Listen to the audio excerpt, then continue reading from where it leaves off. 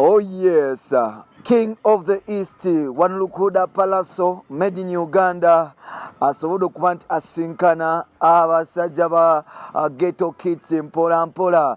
So far abasajja bamusobodde okuba nti bamutonderako amati bamuziniramu ku mazina n'abooca y'akasente zibadde 7 million shillings, mitwalo 7 miliyoni 7 mu emitwalo 5 7 kitundu zasobodde okuba nti obaolyawo agenda maaso okuba nti abakwasa.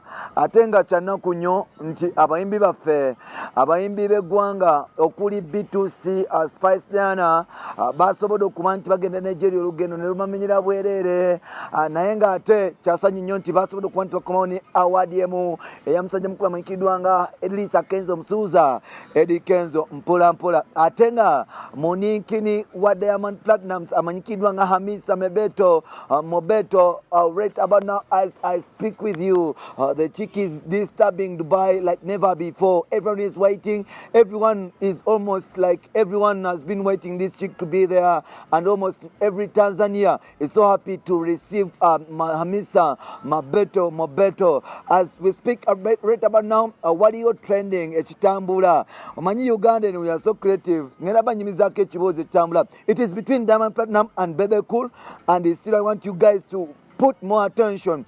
Diamond Platnumz and Bebe Cool, they have a battle. And this battle yatandika olunaku Bebe Cool yagenda ku TV emu ku show emanyikiddwa nga NBS After 5 n'agamba nti Diamond Platnumz is one of the poorest artists mu Uganda, like mu East Africa. Yavayo n'agamba nti Diamond Platnumz is one of the most poorest artists in East Africa. You can't compare Diamond Platnumz and Bebe Cool or Chameleon because for them that have been there in the industry for 20 years consecutively. The boy has just come, do something, and people are praising him like he's badass in the industry. So Bebe Cool yavudde n'agamba nti nedda ebyo ebintu mukomya okuba nti mubisudia okubisudia. Waliwo ekifaananyi trendinga ku Twitter. Yes, on Twitter I saw my brother Rukan Media sharing it and tagging me in those things when Diamond Platnumz is having his 6 packs and like bonaba bade bajem start, they were all, like they both didn't have shirts, they were almost up naked. Ne bateka ekifaananyi ekyo ne bagamba ani alabikira obulungi ng'ekyo olutola Bebe Cool bwe lutinga akavubu kati kalina lubuto, ne bagamba nti yes ani asinga. So far it is making news around, and like still battle y'Abatanzania n'Abannayuganda gwegenda maaso n'okuba nti etambula. Nawulyako nti Bebe Cool, it was last year Wasa Festival yagenda maaso n'okuba nti egerera Diamond Platnumz okugendako okuyimbira Tanzania ne bandi ye, omukulu n'agaana. Jjukira nti Diamond yasobola okujja wano ku Comedy Store mu 2019 ogezaako okuba nti obaolyawo akwasaganya kolabo ne bayita Bebe Cool Alex Muhangi. Bebe Cool n'agaana, yagenda okurealizinga ng'omuvuka agenzi, abagamba nti Diamond Platnumz avuge embuto okuva mu kibuga agenda meeting Bebe Cool ewe ekiwatule.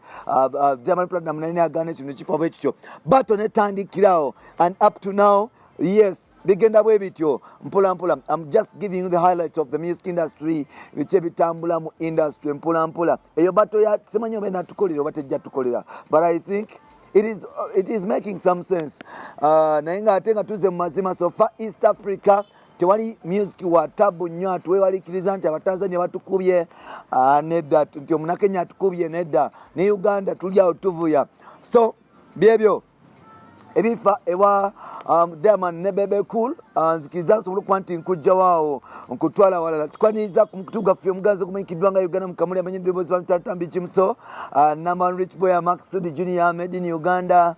Webale kuba nti otambula naffe, webale kuba nti otwagala, webale kuba nti osubscribinga gwe yasubscribinga, ate naba kuba nti osubscribinga ngamba nti oluddewo nnyo okuba nti osubscribinga. Munzikirize nsobola okuba nti mbatwala ntandikirewa Pallaso, ntandikirewa Spice Diana, ntandikirewa musajja mukulu mukyala mukulu amanyikiddwa nga Hamisa Mobeto, oyo Tanzanian Queen. Naye ng'ate munzikirize nsobola okuba nti mbatwala mpola mpola. Now Spice Nana basobodde okuba nti batindiga olugendo okuva wano ne bagenda e Nigeria ku ze bayita Afrima Awards. Award zino bannayuganda bangi ababadde nominated nga bwe naze mbagambako nti babadde 8 naye ng'ate sofa munnayuganda omu yasobodde okuba nti yeetika engule yabadde musajja mukulu amanyikiddwa nga Elisa Kenzo Musuuza. Gw'atamanyi ebyafaayo bya Elisa Musuuza ye muyimbi munnayuganda eyasooka okuba nti atwala BET Award newankubadde ng'ate abayimbi bannayuganda basooka okuba nti bali nominatingibwa mu BET Awards. Ye musajja mukulu amanyikiddwa nga Radio and Weasel. Musuuza n'agitwala. Obadde tomanyi ku byafaayo bya Musuuza kweno Afrima Awards Musuuza yakazitwala emirundi 5 era nga eno gwe mulundi gwe ogwokutaano okusobola okuba nti atwala award eno yabadde mu ggwanga lya America. So far Spice Diana be bayimbi abamu ku bestude okusobola okuba nti obaoliawo bagenda okuwitnessinga how things are moving on, naye ate tebasobodde kuwangula nti category yabadde mu Spice Diana omukyala amanyikiddwa nga Zuchu Omutanzania yasobodde okuba nti takinga over Nigerian. So far oluyimba lw'essukaali kyemanyirwa akola bulungi nnyo, so she does everything if I'm not mistaken. Simanyi bali naye ng'ate I predict. So, like Spice Diana, Beatles naba nominatingibwa batyo emikono ne bavayo nga nga tebafunyeeyo kantu konna yadde olugendo ne lumanyira bwereere in terms of winning. But so far we are expecting Spice Diana okuba nti yakozeyo collaborations n'abayimbi aba Nigeria era nga twalabye Spice Diana Beatles nsojja nga bagenda maaso n'okuba nti bareceiving award ya Elisa Kenzo Musuuza era nga tusuubira okuba nti bagenda gikomyawo mu ggwanga lyattu Uganda newankubadde nga tebasobodde kuba nti bawangula. We are expecting Spice Diana okuba nti akolayo collabo ne Shay akolayo collabo ne Pato Ranking akolayo collabo ne Omare if all goes well. Kuba nsuubira nti Spice Diana yali agezaako okuba nti agenda Nigeria okusobola okuba nti akola music collaboration n'abo abayimbi and still B2C tubasuubira okuba nti nabo bafaata aba Joy by Fireboy n'abayimbi abalala ba Nigeria okusobola okuba nti bakola collabo. So far nga bwentera bagamba Nigeria music industry yeriko nti abayimbi aba Nigeria bagenda maaso n'okuba nti batekinga over African music industry, world music industry. So far you have to accept nti Nigerians are better. I'm expecting Spice Diana ne B2C okuba nti bakoseza omukisa okubeera Lagos Nigeria okuba nti bakola collabos endala n'okufuna connection nga Nigeria bagenda maaso n'okuba nti bafuna then tusobole okuba nti tufuna brands ennyingi eza music wa East Africa. Awo kankujewo nkutwale ewa musajja mukulu nkutwale wa Pallaso yasobodde okuba nti amitinga ba Ghetto Kids bulungi nnyo naye ate awo kansoke nkujjewo nsobole okuba nti nkutwala mu mboozi endala naawe ogyewulireko bulungi. Mukyala mukulu amanyikiddwa nga Hamisa Mabeto.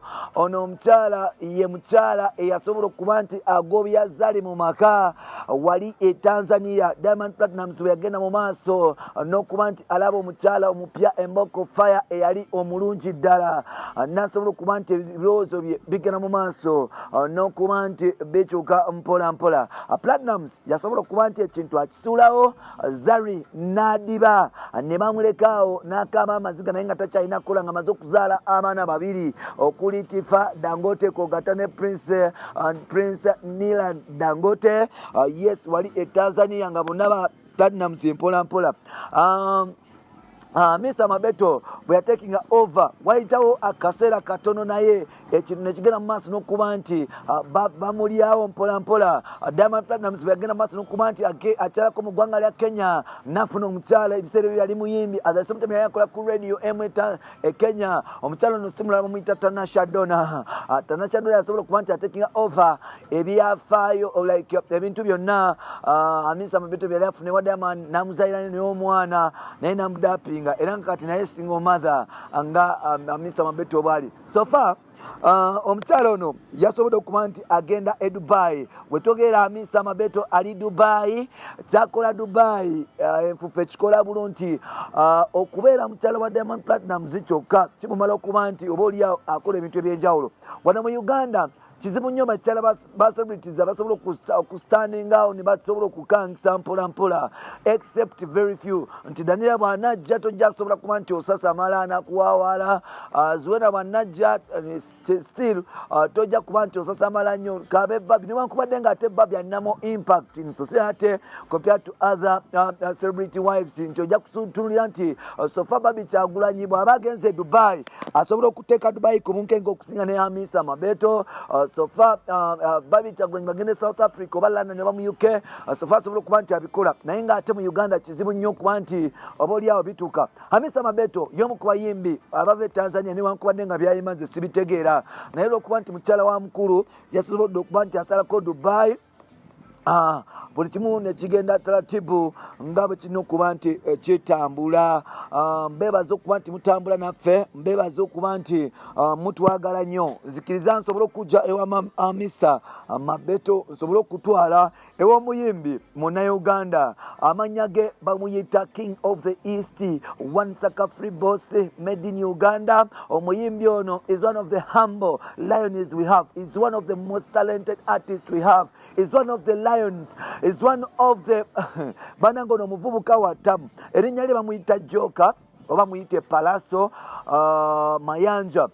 Pallaso Mayanja yasobodde okuba nti olunaku lwa leero agenda mu maaso n'okuba nti akyalirako abaana ba ghetto kids. Engeri gye biri nti covid mungi biki ebyo yasobodde okuba nti abaddukira mpolampola. N'asooka ababuuzaako n'astoping n'ababuuzaako embeera nga bweri naye olyamu nti embeera brad si nnungi era ng'obaoliawo bingi ebigagenda mu maaso n'okuba nti bituzoganya naye ng'ate tujja amalako mpolampola. Pallaso abasabye okubeera abakkakkamu n'abagamba nti obaoliawo mpolampola ekintu kijagenda mu maaso n'okuba nti kita anytime ne basobola okuba nti baddamu okukola.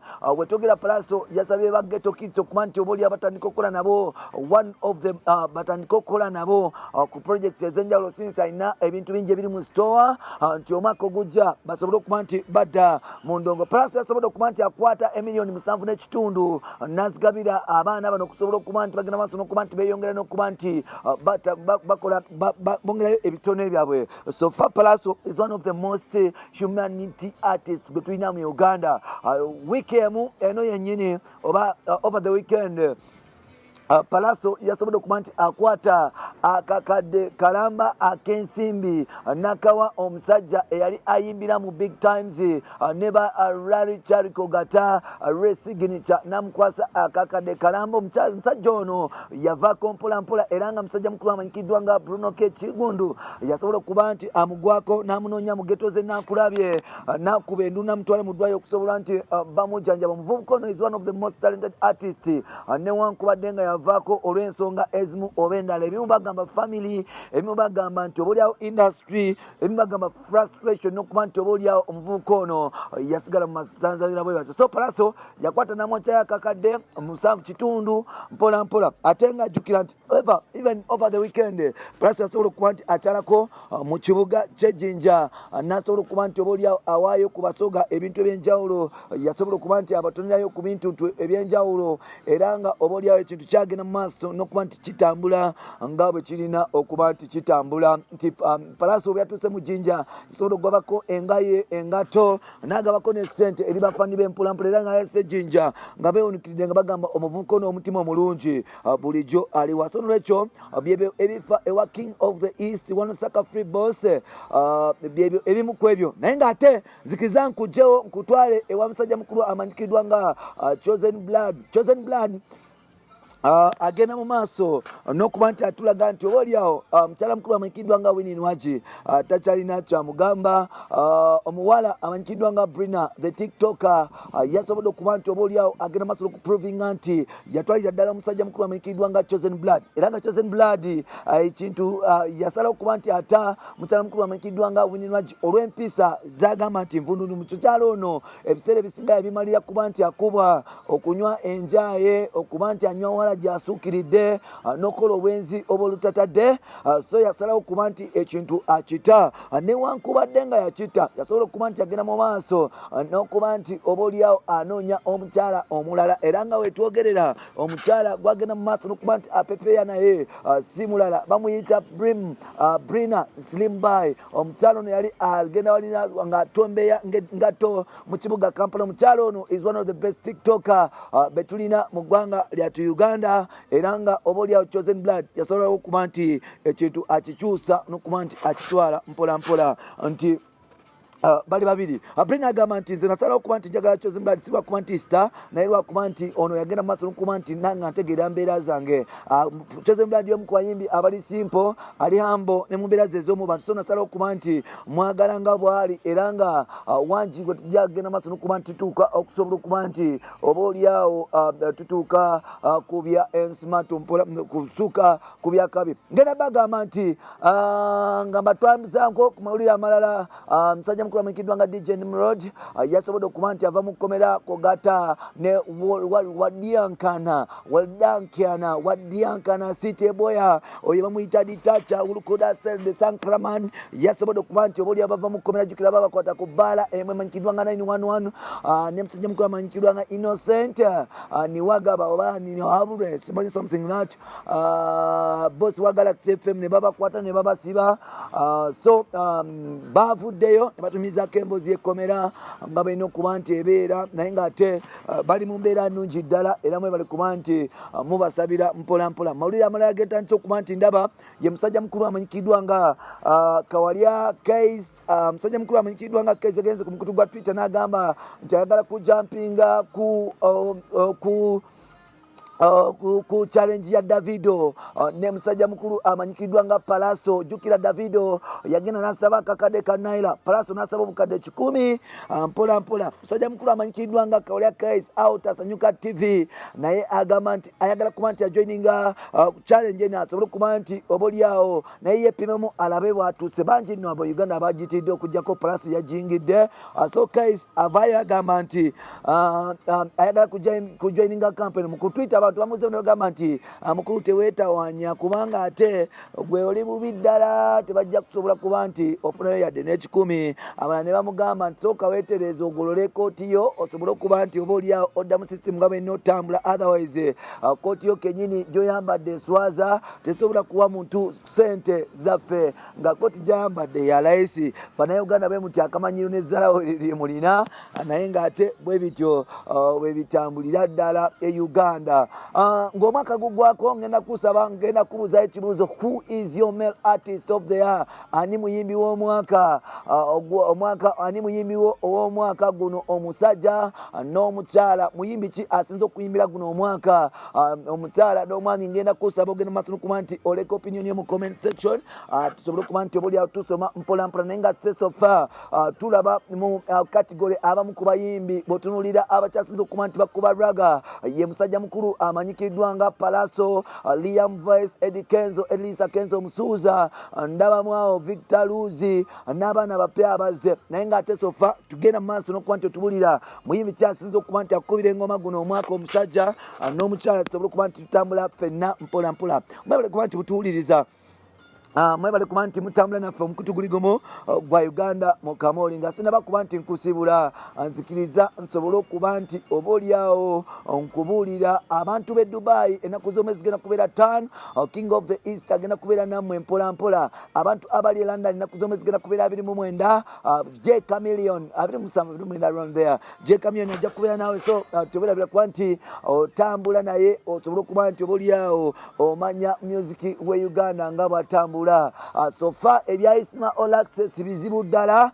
Poliisi ekyagenda mu maaso n'okuba nti emunoonya egamba ono omusajja yagenda mu maaso n'okuba nti obaoliawo asiga asaasanya obutambi bw'obukyayi okugata n'okuma mu bantu omuliro n'okugezako kuba nti apromotinga ebintu ebikolwa eby'obutujju mu Uganda. Bwe yavaayo n'agamba nti obaoliawo aba Church of Uganda basaanira okuba nti bakubako bomu ate still Isma Olaxis yagenda maaso n'okuba nti agamba nti bali abo bakabaka ba Buganda busaanira okuba nti bukubaako bo mu ngeri gye baagana okuba nti bawaayo abasiraamu bonna ekifo mu bakabaka ba Buganda. So poliisi egenda maaso n'okuba nti enoonya omuvubuka oyo aginnyonnyole lwaki gy'asala okuba nti ayogera ebigambo bwe bityo bani baakolera n'ebigenda maaso bwe bityo. Jjukira nti Uganda egenda maaso n'okuba nti etateganyizza n'obutuju aba ADF agenda maaso n'okuba nti bakola obulumbaganyi ku ggwanga lyati Uganda mu bifo eby'enjawulo. So poliisi egezaako nabo ekyo okuba nti emunoonya okusobola okuba nti etambula namufe. So far leero mbawadde ebintu bingi